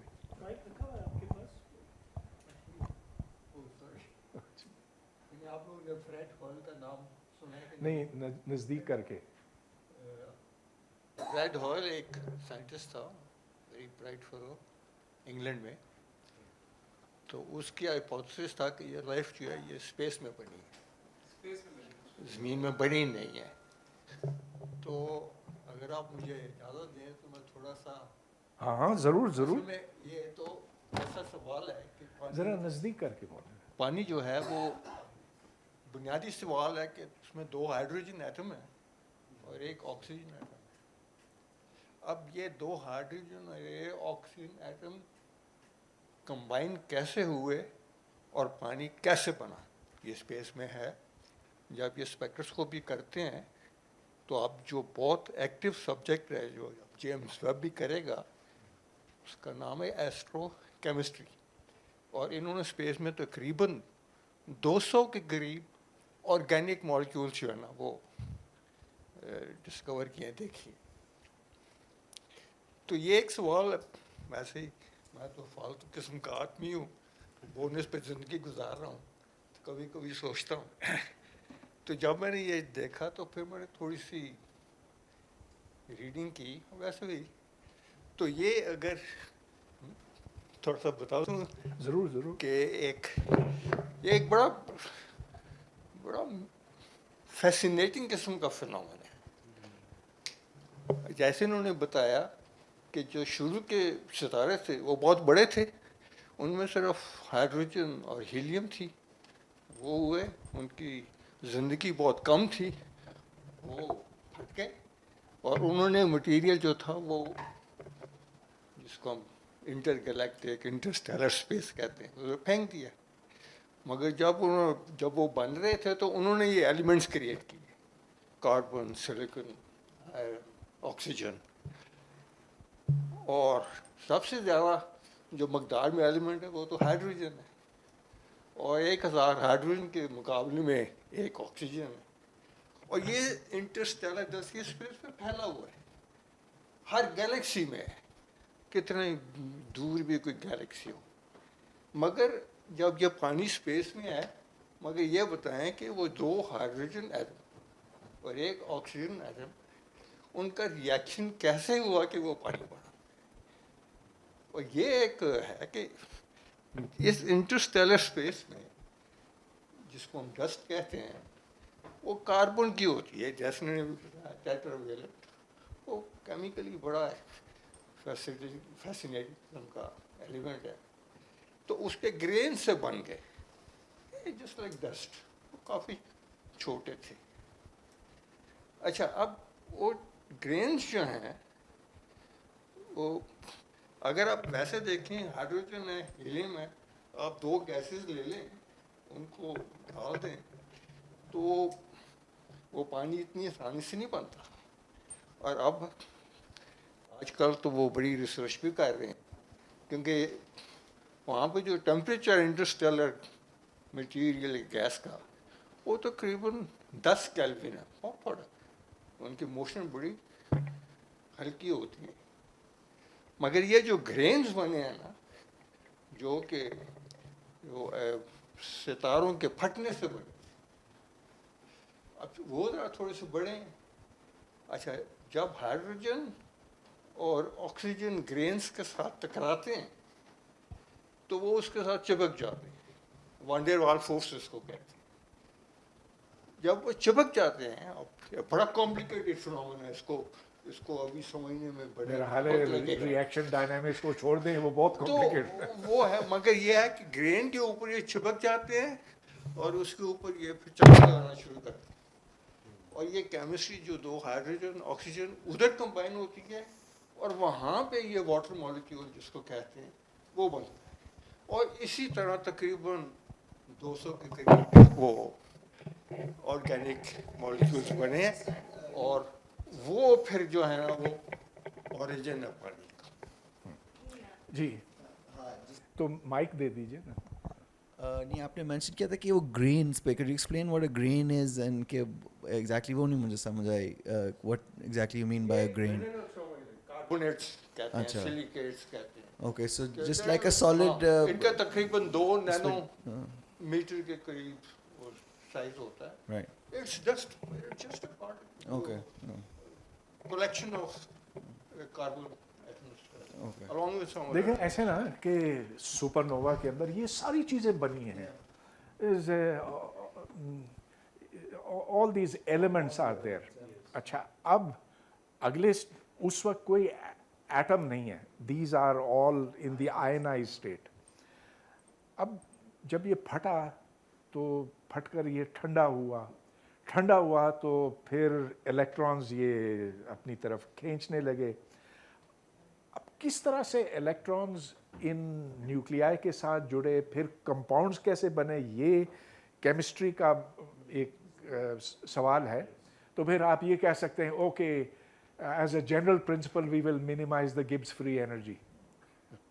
پھر آپ مختلف ریئیکشنز کو ایکسپلور کر سکتے ہیں, اور پھر پانی کس کمپلیکس ریئیکشن چین سے بنا, who knows, but it's there. The important thing is it's there. تو میرا سوال یہ ہے, تھینک یو, بہت اچھا آپ کا لیکچر ہے. تو تھوڑا سا بیوقوفانہ سوال ہو سکتا ہے کیونکہ میں سائنس کی بندی نہیں ہوں، لیکن میرا اکثر یہ سوچ ہوتی ہے کہ جو آپ نے کہا جو ارتقائی مراحل سے زندگی گزری ہے، ایوولوشن جو ہوتا آ رہا ہے، ایٹم امائنو ایسڈز، اس کے بعد زندگی بنی. آئی ایم ویری کیوریس کہ آج کل کے زمانے میں، یا یہ جو زندگی ہماری چل رہی ہے تو ایک بلنک آف این آئی ہے نا اس پورے کاسموس میں، تو کیا اس زمین پر اس وقت چیزیں ایوولوشنری پروسیس سے گزر رہی ہیں جو ہم دیکھ سکتے ہیں؟ کہ جیسے پہلے آپ میوزیمز میں جاتے ہیں تو اچھا جی یہ شارک ہے، یہ 400 ملین سال پہلے پرانی ہے، اس کے بعد یہ ایوولوشن ہوا، پھر یہ مچھلی کی دم نکل گئی، پھر انسانی اس میں وہ مطلب زمین پر آ گئے، پھر یہ تو are there species which are in process of evolution now that we can see? I am very curious about that. Okay, very good question. If you want to see a shark turned into some other variation of shark, you'll have to wait a very long time. لیکن evolution آپ test tube میں دیکھ سکتے ہیں، micro organism سے دیکھ سکتے ہیں. مثال کے طور پر کووڈ لے لیجیے. کووڈ شروع ہوا تھا ایک قسم کے وائرس سے، اب وہ میوٹیٹ ہوتے ہوتے اومیکرون بن گیا، پھر ایکسمیکرون بن گیا، پھر پتہ نہیں کیا بن گیا، اور آج کل پھر یہ مصیبت آ گئی ہے. وہ کیوں؟ اس لیے کہ نئے ویریئنٹس اس کے نکلے. نئے ویریئنٹس تو ہر وقت نکلتے رہتے ہیں، لیکن کچھ کو ماحول سازگار ملتا ہے، وہ اپنی تعداد بڑھاتے ہیں، نیچرل سلیکشن سے وہ آگے ترقی کر جاتے ہیں، دوسرے مر جاتے ہیں. تو ہاں اس لیول پہ آپ ضرور دیکھ سکتے ہیں. آپ اینٹی بایوٹک ریزسٹنس بیکٹیریا کی مثال بھی آپ کے سامنے ہے. پہلے تو ایسے ہوتا تھا کہ ٹی بی کا مرض صرف ایک سے اسٹریپٹومائسن سے ہوتا تھا. اب تو اتنے ویریئنٹس بن گئے ہیں ٹی بی بیکٹیریا کے کہ اب تو آپ کو اینٹی بایوٹک ہی نہیں ملتا، اور اب مل جاتا ہے لیکن کچھ وقت کے بعد وہ اگلے سٹیج پر میوٹیٹ کر جائیں گے. So all this is happening in our lifetimes. Virus تو اور جلدی ہو جاتا کیونکہ وہ سادہ ہے، بہت سادہ قسم کا جاندار ہے. بیکٹیریا اس سے کہیں زیادہ کمپلیکیٹڈ ہے. جتنا زیادہ کمپلیکیٹڈ جاندار ہوگا اتنا زیادہ وقت درکار ہوگا.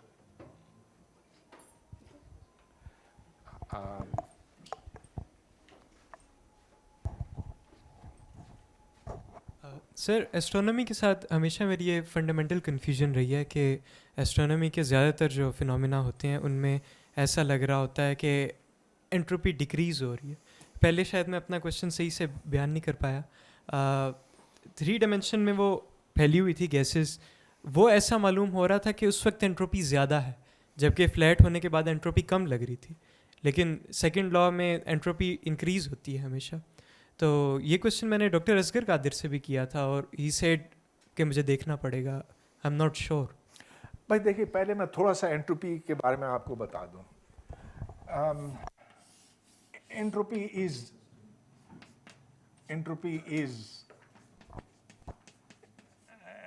اے میجر آف ڈس آرڈر. ٹھیک ہے نا؟ اچھا، اب سادہ مثال، ایک ڈبہ ہے، اس ڈبے کے اندر ایٹمز ہیں جو اس طرف ہیں، اس طرف کوئی نہیں ہے. اب ڈس آرڈر یہاں پر اس لیے ہے کہ یہ کبھی ادھر ہوتا ہے تو کبھی ادھر ہوتا ہے تو کبھی ادھر ہوتا ہے. ہر ایٹم جو ہے وہ حرکت میں ہوتا، تو اس کا کچھ ڈس آرڈر ہے. اچھا، اب میں نے یہ ہٹا دیا، یہ پھیل گیا ادھر، یہ ایٹم ادھر آ گیا، یہ ایٹم ادھر آ گیا، یہ ایٹم ادھر آ گیا. So now the entropy is greater. اچھا، اب آپ کا جو سوال ہے اس کی طرف میں آتا ہوں. Second law of thermo dynamics کا کہنا یہ ہے کہ اگر آپ کوئی سا بھی آئسولیٹڈ سسٹم لیں، مطلب یہ کہ جس کا باہر کے ساتھ کوئی تعلق نہیں ہے، تو اس کی انٹروپی या तो कांस्टेंट रहेगी या बढ़ेगी, कभी घटेगी नहीं। इसके अंदर जो कुछ भी हो घटेगी नहीं। अब फर्ज कीजिए कि तो इसको आप कायनात समझ लें, आइसोलेटेड सिस्टम है, कायनात भी आइसोलेटेड है। इसमें अलम गलम हर किस्म की चीज़ें, एटम्स, मॉलिक्यूल्स बहुत से हैं। मैं कहीं पर इनको जमा कर कर एक इंसान बना लेता हूं।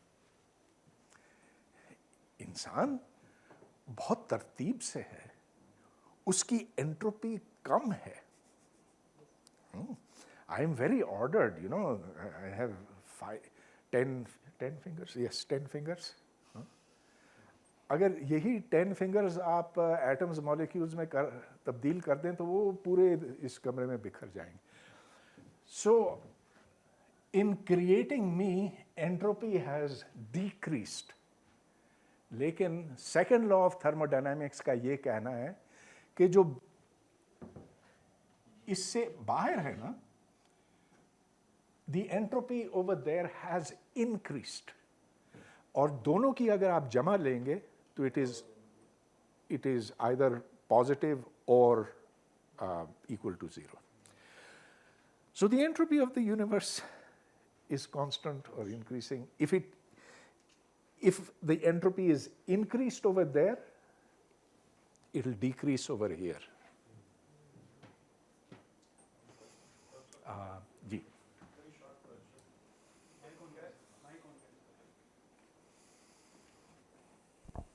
Hello.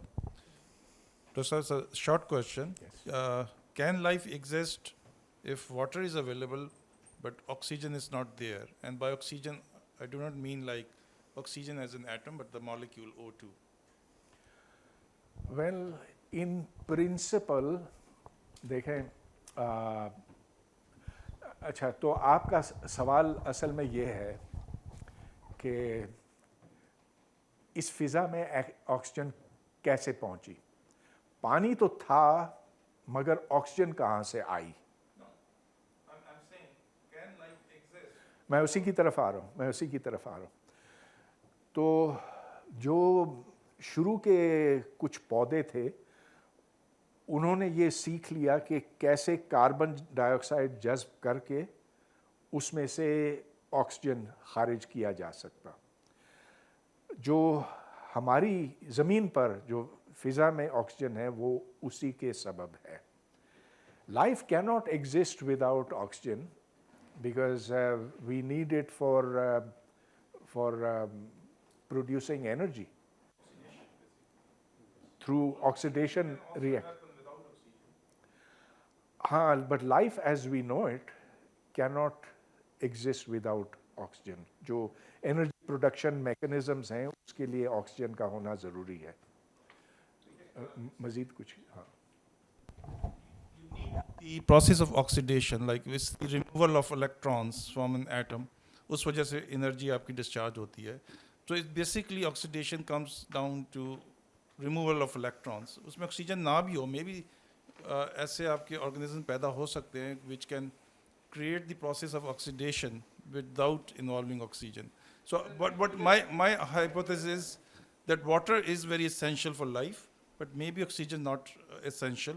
And in other parts of the cosmos, if water is available and oxygen is not there, still there is a possibility that life may exist. I don't know enough about chemistry, और ये तो फिर I can't really answer this question.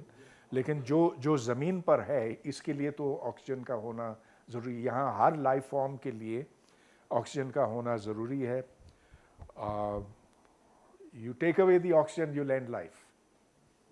मेरे ख्याल में इस पे experiment किया है साइंटिस्ट ने। They have gone very deep down into the earth, जहाँ it's very rocky, oxygen is almost non-existent there, only water is available, and they found organisms existing there. Yes, in fact, I think you are right.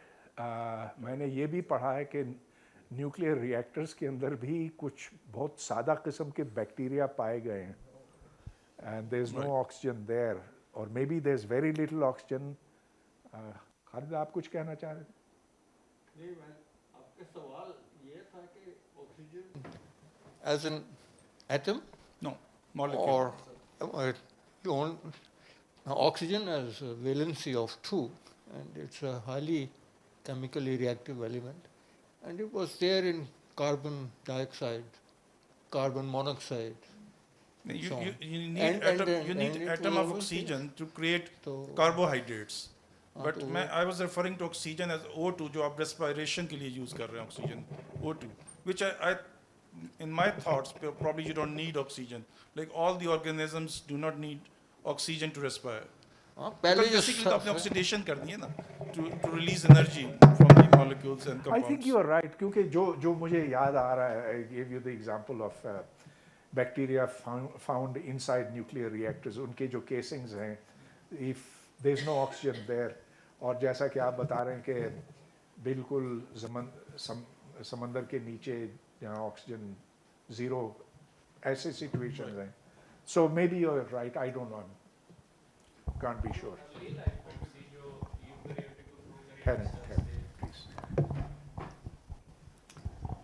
Hello.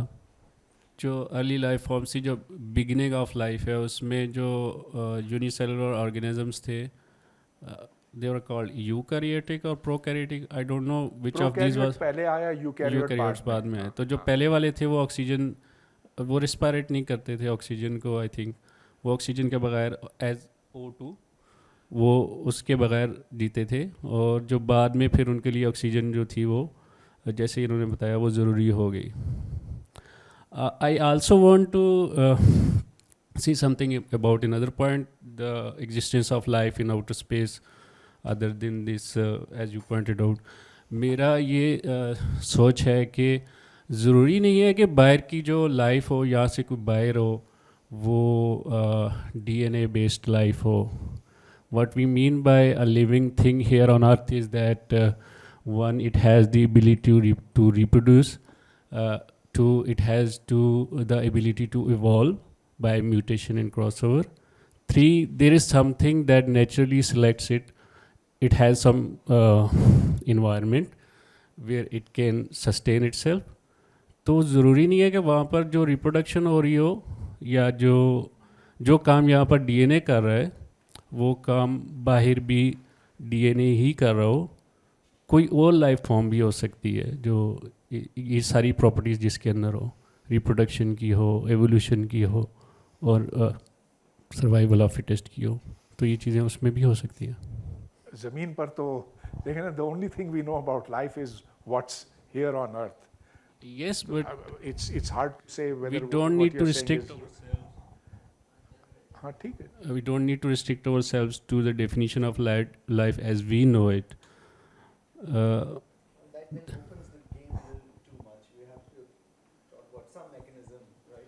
But still we are in the game.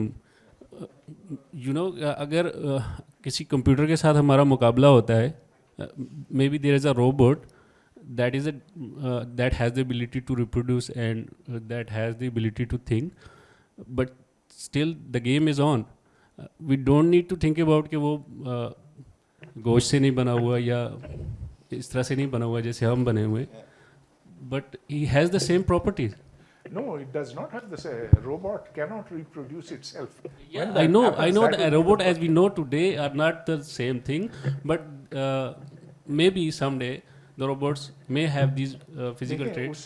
Robot as we know it is a program, is a computer program with mechanical components. Yes. Actuators, relays, motors, etc. What I which are want to not say, capable of reproducing themselves. The only thing that's capable of reproducing itself is the cell. The cell is run by the DNA. The DNA tells it how to perform mitosis, meiosis, وغیرہ. what I want to say is that بہت سارے processes اور structures ایسے ہو سکتے ہیں جیسے D N اے اور cell کا اسٹرکچر ہے. کیا ایسا پاسبل نہیں ہے کہ کوئی اور ایسا اسٹرکچر ہو اور ایسی اسکیم آف تھنگز ہو جس میں کہ ریپروڈکشن ہو سکے اور ایولیوشن ہو سکے؟ Cell is a structure that we know. کوئی میتھمیٹیکل پروف تو ہو نہیں سکتا نا. But آپ کے there, پاس اگر کوئی فزیکل ماڈل ہے تو بتائیے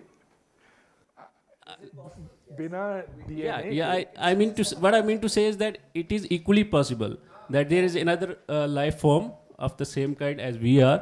آؤٹر اسپیس میں ایسی لائف فارم کی پروبیبلٹی ہے جتنی ہمارے جیسی لائف فارم کی پروبیبلٹی ہے اتنی کسی اور ٹائپ کی لائف فارم کی پروبیبلٹی سیم ہے. But then we lose everything, we don't know anything about anything. See the elements and the molecules, they are the same or more.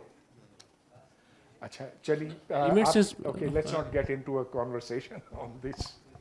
Thank you doctor صاحب. ایک تو یہ جو پانی کا ایشو ہے جس طرح سر نے بھی بتایا, اگر ہمارے پاس ہائیڈروجنز ہیں سرفیس پہ اور آکسیجن ہے تو ڈی این اے بننا اور کاربوہائیڈریٹس بننا تو بہت کمپلیکس سچویشن ہے. H2O بننا, کیا ایک تو ہمارے پاس تھیوری ہے کہ پانی پہلے سے موجود تھا بیٹھتا, دوسرا یہ تھا کہ ہمارے پاس باہر سے آیا 50-50 پہ ہم ابھی کھڑے ہیں کہ 50-50 ہے. وائی وی کیا یہ تھنکنگ پروسیس بھی اویلیبل ہے کہ جو ہمارے پاس ہائیڈروجن بھی ہے ابنڈنس میں, وہ تو پوری گلیکسی پوری کاسموس میں ہے, اور آکسیجن بھی ہے, اب ہمارے پاس جو اس کے ریئیکشن کے لیے جو کمپلیکیشن ہے وہ ایک بیریئر ہے جو کہ ہائیڈروجن اور آکسیجن, لیکن جو تھرموڈائنیمیکلی اسٹیبل کمپاؤنڈ ہے وہ H2O ہی ہے. یہ اگر تو کیا یہ ایسا نہیں کہ آپ کا جو کاربن جو زمین کا جو ٹیمپریچر ہے اور انوائرمنٹ ایسا کسی بھی لحاظ کسی بھی وقت اس کی ایولیوشن میں ایسا کوئی اسٹیج آیا ہو جس میں ہائیڈروجن اور آکسیجن ابنڈنس میں ریئیکشن ہو گئے, جو کہ کسی اور پلانٹ میں جو ویزیبل پلانٹ میں ہمیں شاید یہ ریئیکشن نصیب نہ ہوا, میں یہ لفظ کہہ دوں گا, لیکن آکسیجن جو زمین کی خاص ایولیوشن میں ٹیمپریچر میں آربٹس میں what ever the situation is, تو یہ اس طرف ہم نے کبھی سوچا نہیں, یا سائنٹسٹ نے اس کو سوچا نہیں, یا اس کو رد کر دیا کہ ایکچولی پانی موجود نہیں تھا لیکن ہائیڈروجن اور آکسیجن کے ہوتے ہوئے اس نے جو معمولی سی انرجی لے کے خود ہی پانی پروڈیوس کر دی کیونکہ انوائرمنٹ فیوریبل تھا, جس طرح لائف کے لیے فیوریبل ہے, جو کہ بہت کمپلیکیٹڈ ایشو ہے. تو کیا اس طرف ہم نے سوچا نہیں؟ اس کو ہمیں تھرموڈائنامکس کے نقطۂ نظر سے دیکھنا ہوگا. یہاں ہائیڈروجن ہے, ادھر آکسیجن ہے, ان کو اگر ڈائریکٹلی ایک دوسرے کے اوپر پھینکیں تو پھر امکان بہت کم بنتا ہے کہ اس سے پانی بنتا ہے لیکن بہت کم بنتا. تو جس طرح سے کیٹلسٹ ہوتا ہے, کوئی کیٹلسٹ خود اس ریئیکشن میں حصے دار نہیں ہوتا, لیکن اس کی موجودگی میں ہائیڈروجن اور آکسیجن پانی بن سکتے ہیں. تو میں یہ سمجھتا ہوں کہ یہ جو خالد آپ نے جس کی بات کی تھی مائکرو ڈسٹ پارٹیکلز, ہو سکتا ہے کہ ان کا وہ کیٹلسٹ کا کردار ہو, لیکن بیسکلی یہ کہ آپ کے سپر نووا نے پھٹ کے اپنی زندگی کے دوران آکسیجن پیدا کی. ہائیڈروجن کا کوئی کمال نہیں ہے, ہائیڈروجن تو پہلے سے تھی, اب بھی بہت ہے, لیکن ایکچولی آکسیجن کا ہونا وہ بہت کمپلیکیٹڈ ہے. آکسیجن کی not be produce by primordial nucleosynthesis, it has to be produce inside stars. ہاں I'd like a two-part question. I was interested in... Hello, can I be heard now? So I was interested in how the water on the moon, firstly, in what form is it? Is it in the same form, like trapped in the rocks inside, like on Earth? And I wanted to a bit ask about the moons of Jupiter also. There are smaller bodies like Europa, or we know there's liquid water and even geysers going.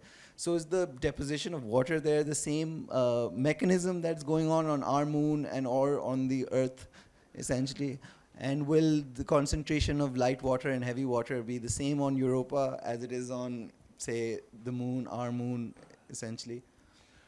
دیکھیں, میرا gas یہ ہے کہ جو چاند پر ڈیوٹیریم to hydrogen ratio ہے یہ وہی ہوگا جو ایسٹرائڈس پر ہے, اور ایسٹرائڈس پر یہ دیکھا گیا کہ وہ خاص ریشیو میں ہے. تو یوروپا کا مجھے نہیں پتا, کیونکہ Europa is much more complicated moon of Jupiter. چاند پر جو پانی ہے وہ برف کی صورت میں ہے, और वो नॉर्थ पोल पे है, नॉर्थ पोल पे है। हाँ, ये 20-30 साल पहले देखा गया था।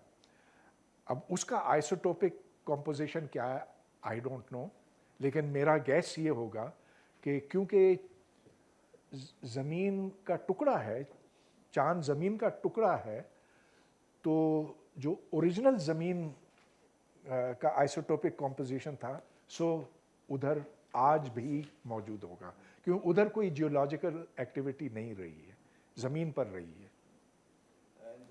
Continuation to that, we now propose that because the moon is created by a collision from the earth, but jo moon formation and the bigger the gas giants is not exactly that, because there's a more concentration of gas and there are rocky moons that are going on here. So that, I'm guessing, is coalition of the accretion disk that came out, while the earth moon system was not exactly created that way, right? Was came from a collision. तो जो planetary physicist हैं, मैं उनमें से नहीं हूँ, मैं बस कुछ जानता हूँ।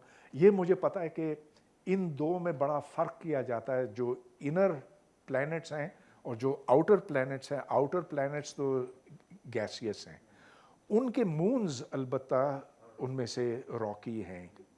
तो how this came about I don't really no.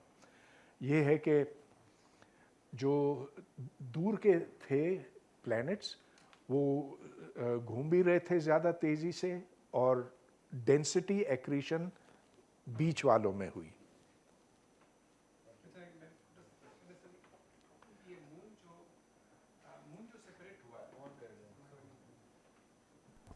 Hello, आवाज़ आ रही है? अच्छा, ये जो मून सेपरेट हुआ है अर्थ से, अब अर्थ यानी एक इक्विलिब्रियम आ गया था, सूरज बना है, सोलर सिस्टम बन गया उसके साथ।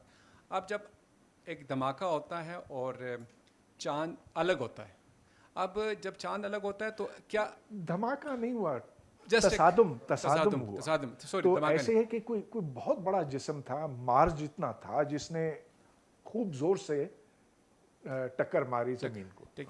अच्छा, जब वो टक्कर लगी तो ये कुछ मास ज़मीन की जो कुछ मैटर वो अलग होके चांद बन गया। तो इससे क्या हमारा सीजी जो है, इस दोनों यानी ज़मीन का और चांद का, पहले तो सीजी इसका सेंटर में था, इस कम्बिनेशन ऑफ मास का सीजी थोड़ा सा शिफ्ट कर गया। तो क्या ये सोलर सिस्टम में जो उसकी मूवमेंट है उसका कोई एविडेंस मौजूद है कि ये उससे फ़र्क पड़ गया, स्पिनिंग बढ़ गई, या कोई ऑर्बिट थोड़ा सा हट गया? क्योंकि इसका सेंटर थोड़ा सा हिलेगा तो सही रूप। जब आप कोई भी एक मास को अलग करेंगे तो क्या अगर इसका सेंटर यहाँ पे पहला था, अगर तो इसे अगर एक मास में अलग कर दूँ तो इसका सीजी थोड़ा सा, इन दोनों की कम्बिनेशन का सीजी थोड़ा सा शिफ्ट कर जाएगा।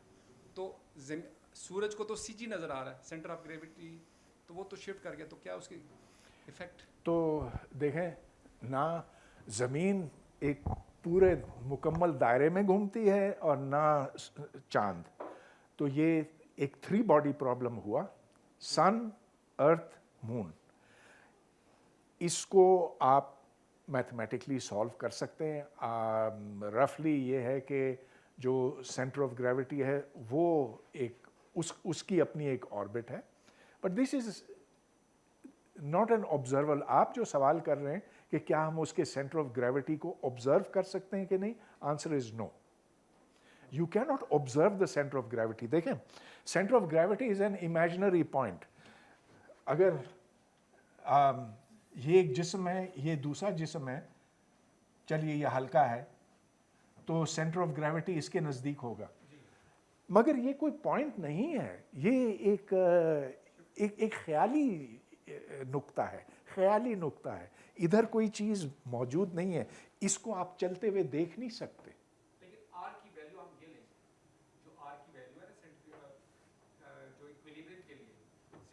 फोर्स और सेंट्रीपिटल फोर्स के लिए जो आर की वैल्यू है वो हम इस आर से लेंगे ना?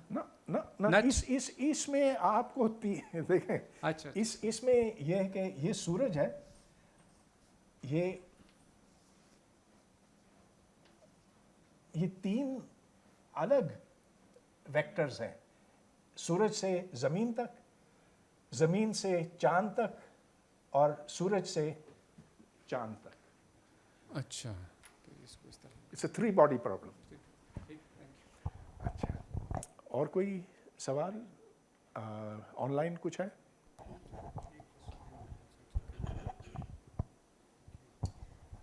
सर ऑनलाइन में दोस्त हमारे ये पूछ रहे हैं कि मार्स के फ्यूचर के बारे में बताएं कि वहाँ पे क्या ज़िंदगी हो सकेगी, हम शिफ्ट हो सकेंगे या नहीं, फ्यूचर पर्सपेक्टिव उसका क्या है.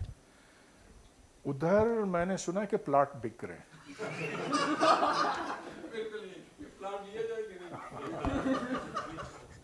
और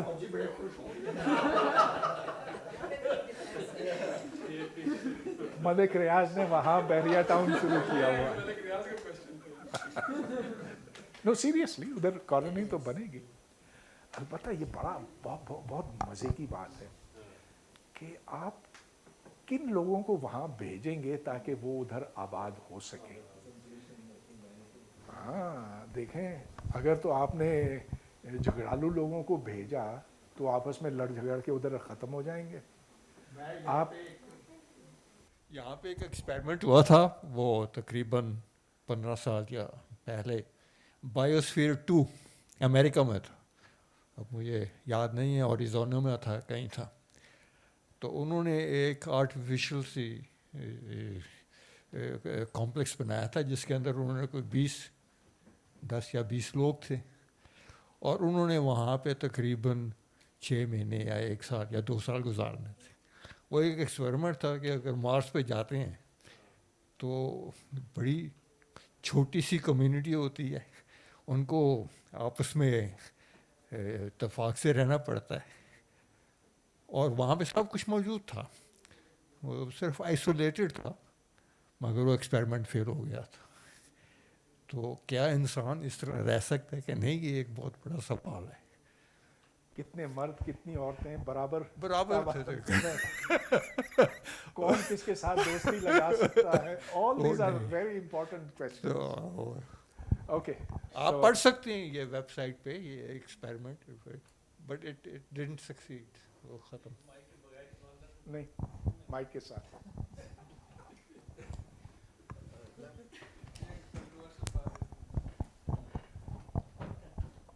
अच्छा, पहले तो मैं इजाज़त चाहूँगा कि मैं इतवार का सवाल हफ्ते को कर सकता हूँ.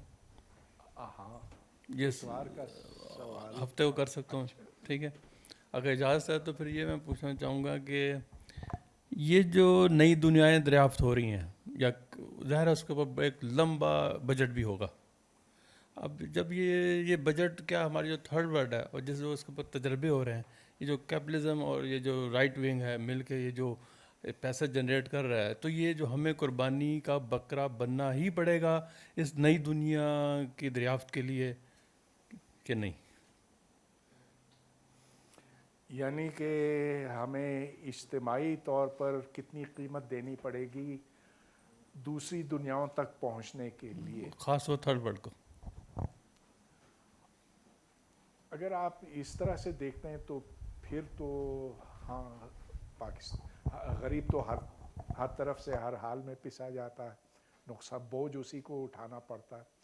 लेकिन ये गरीब अमीर से एक बड़ा सवाल है, क्या इंसान हमेशा इस कुर्रे तक महदूद रहेगा या वो निकल जाएगा आगे सितारों की तरफ? तो मैं इसको इस तनाजुर में इस वक्त तो नहीं देख रहा हूँ, लेकिन चलिए ये हम इतवार के रोज़ इस पर मज़ीद बात कर सकेंगे. मगर मेरा ख्याल है इसको we have to have a broader view of things. ये एक ऐसी चीज़ है जिसको क्लास एंगल से देखना शायद इतना सूदमंद ना हो. Okay, thank you very much.